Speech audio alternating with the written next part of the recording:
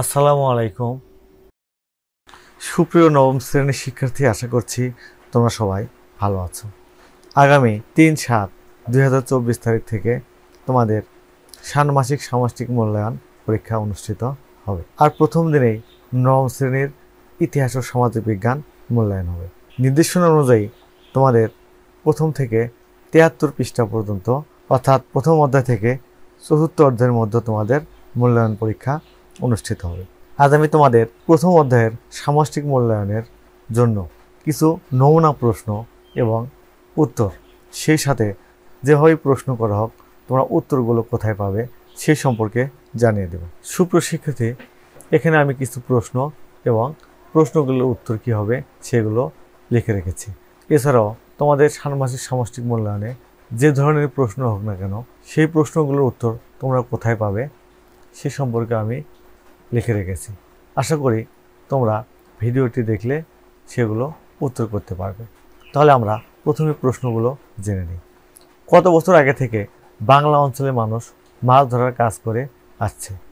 বর্তমানে বাংলাদেশের উত্তরবঙ্গের বরেন্দ্রভূমিতে স্বাধীন রাজ্য গড়ে তুলেছিলেন কারা?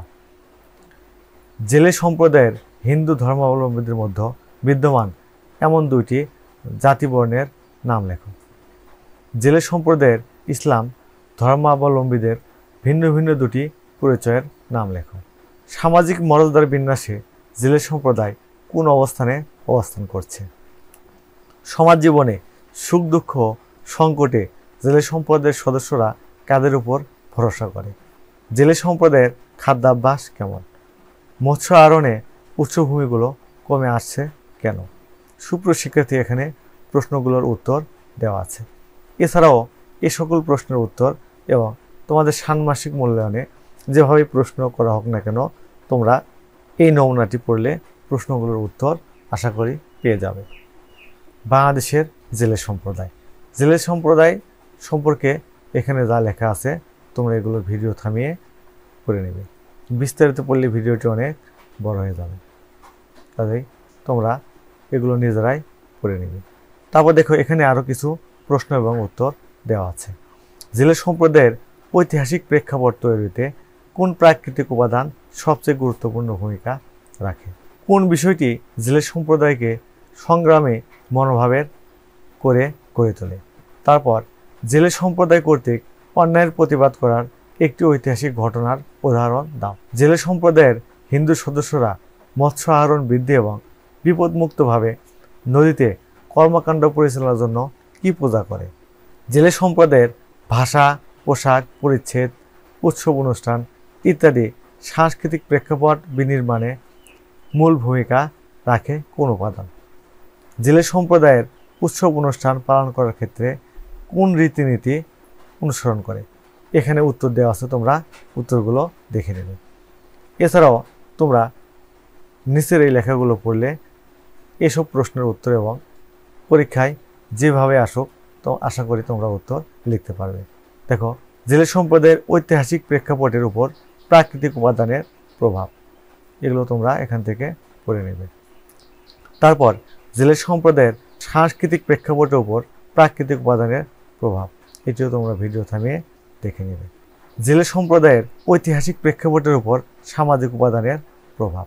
তারপর জেলে সম্প্রদায়ের সাংস্কৃতিক প্রেক্ষাপটের উপর সামাজিক উপাদানের প্রভাব। এখন দেখো, গারোদের সম্পর্কে কিছু প্রশ্ন দেওয়া আছে। গারোরা বাংলাদেশে এসেছে কত বছর আগে? গারোরা কোথা থেকে বাংলাদেশে এসেছে?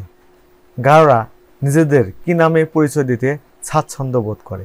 গারোরা গোত্রকে কি বলে? গারোদের ভাষার স্থানীয় নাম কি? গারোদের ঐতিহ্যবাহী ধর্মের নাম কি? গারো সমাজ ব্যবস্থার ধরন কীরূপ?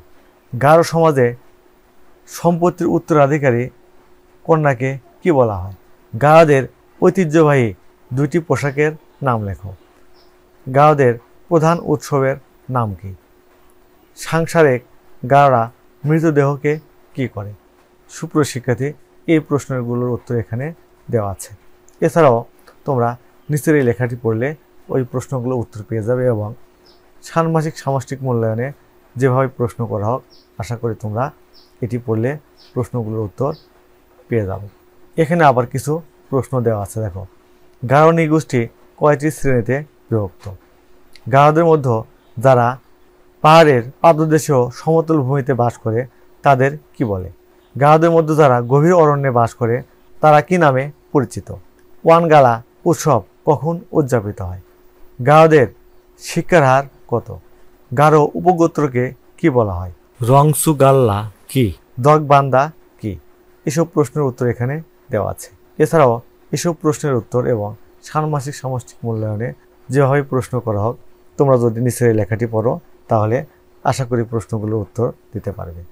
গারো নৃগোষ্ঠীর ঐতিহাসিক প্রেক্ষাপটের উপর সাংস্কৃতিক উপাদানের প্রভাব, এটি এখান থেকে দেখে নেবে। তারপর গারো নৃগোষ্ঠীর সাংস্কৃতিক প্রেক্ষাপটের উপর প্রাকৃতিক উপাদানের প্রভাব। তারপর গারো নৃগোষ্ঠীর ঐতিহাসিক প্রেক্ষাপটের উপর সামাজিক উপাদানের প্রভাব, এটিও তোমরা এখান থেকে দেখে নেবে। তারপর গারো নৃগোষ্ঠীর সাংস্কৃতিক প্রেক্ষাপটের উপর সামাজিক উপাদানের প্রভাব। আবার এখানে কিছু প্রশ্ন দেওয়া আছে। দেখো, এই প্রশ্নগুলোর উত্তর কিন্তু এখানে দেওয়া আছে। তোমরা এই প্রশ্নগুলোর উত্তর এটি পড়লেও এখান থেকে পাবে, তোমরা এগুলো পড়ে নেবে। তাহলে আশা করি ষান্মাসিক সামষ্টিক মূল্যায়নে যেভাবে প্রশ্ন করা হোক তোমরা উত্তর করতে পারবে। সুপ্রিয় শিক্ষার্থী, ষান্মাসিক সামষ্টিক মূল্যায়নের প্রশ্ন পরীক্ষার আগের দিন প্রকাশিত হওয়ার সাথে সাথে আমি তোমাদের উত্তর দেওয়ার চেষ্টা করব। এজন্য তোমরা আমার চ্যানেলটি সাবস্ক্রাইব করে আমার সাথেই থাকবে। আজ তাহলে এখানে শেষ করছি। আল্লাহ হাফেজ।